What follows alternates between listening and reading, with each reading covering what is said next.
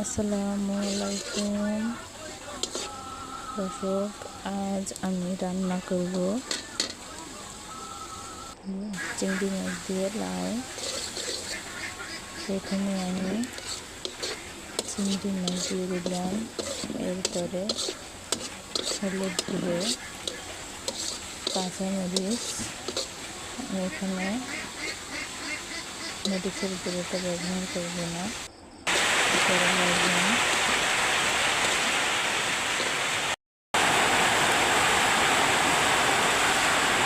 একটু পানি দিয়ে দিলাম। তারপরে আমি লাউগুলো থেকেই ধুয়ে রেখেছি দিয়ে দিলাম।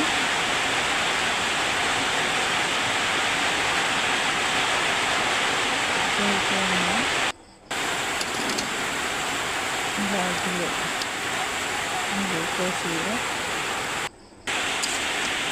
তারপর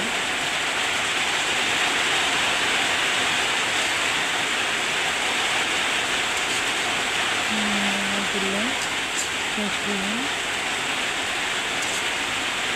তারপরে আমি সামান্য একটু পানি দিয়ে দেবো, কষিয়ে নেব।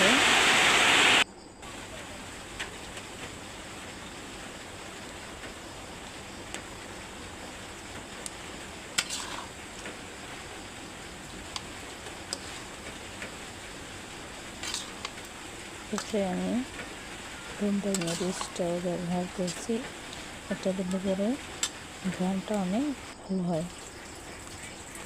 একটু পানি দিয়ে দিলাম, তারপরে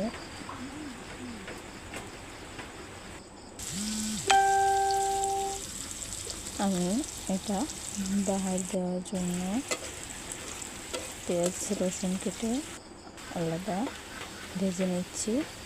এরপরে আমার ভাজা শেষ। এবার আমি লাউটা ভিতরে এগুলো তুলে দিলাম।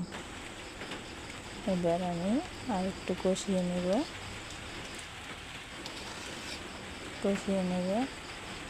এবার ভালো করে কষিয়ে আমি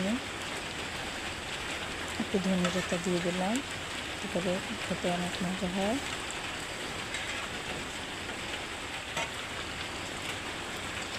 এবার আমি ভালো করে মরিচগুলো মিক্স করে দিলাম। এবার আমি